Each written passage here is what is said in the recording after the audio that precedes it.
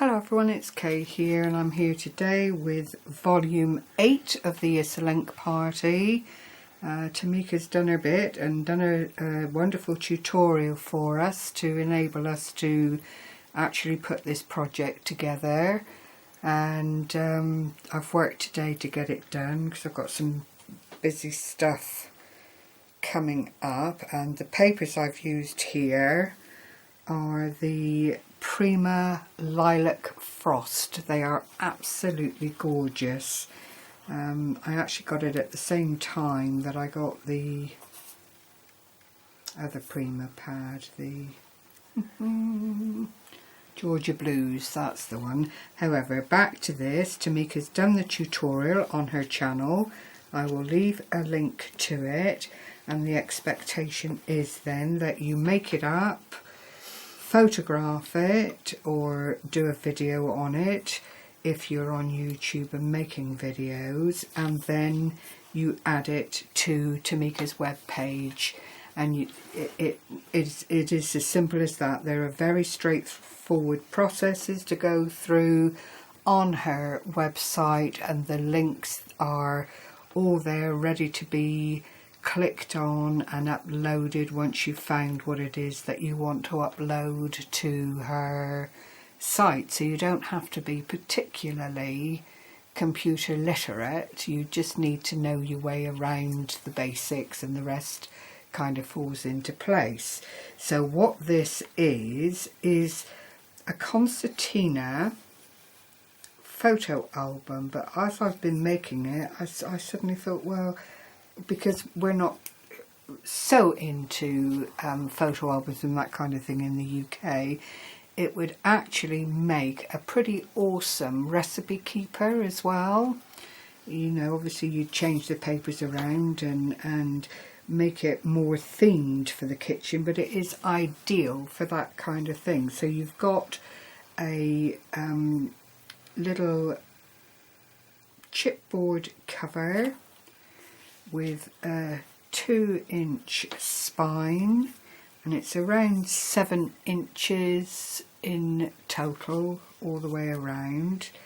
And then when you open it up, and I've just used Velcro and this little tab thing here, it's not what Tmika showed, but I missed out on this on last month's Issa Link and just thought it was such a lovely closure that I would incorporate it this time. I've not done a great deal of decoration on the front, as you can see, primarily because the papers are so beautiful. You've got the foiling going on.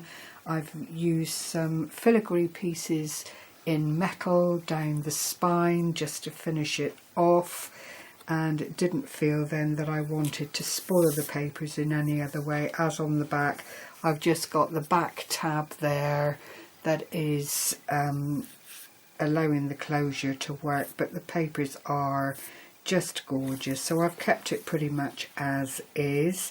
And then you open it up like so, and you have two flapped areas. If I do it this way, you can see what I mean. They're concertinaed so that you can actually put in quite a bit into the pockets. Probably not with the closure that I've used on this, because it does hold it quite tightly. I probably could have done with leaving it a bit more open on the edges to allow more stuff to go into them. But what there are then are 4 pockets on either side, and when you pull the little tab like so, you have photo mats, but they could just as easily be sheets with stuck in recipes, family favourites and that kind of thing. It would just work so well. You could put your own little notes on the back rather than photographs of the grandchildren, or, you know, things like that. I think it is a very versatile project to have in your little repertoire, if nothing else. Great for sending out to people in racks. I mean, what I've put together here is perfect, isn't perfect by any means. I made a couple of faux pas, but nothing that detracts from the overall look of the composition, which is what it's all about. So do, if you're one day a little bit feeling that you'd like something different to do go over. The Issa Link occurs every month. It's always well supported. You meet lots of like-minded people all doing the same project.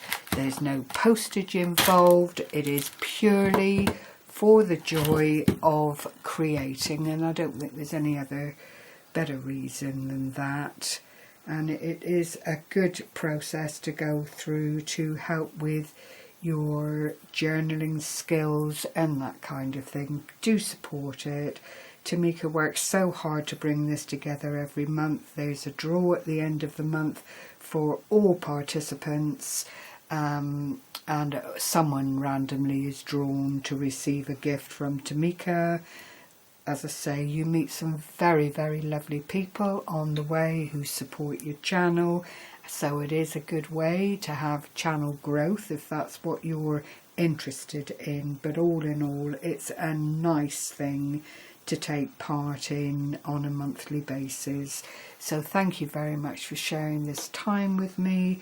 I will leave links to Tmika's channel below. Do go along, check out the tutorial. You might find it something that you would like to do. So thank you very much as always for sharing this time with me. I've got to find a way to pop these metal bits on a bit more securely.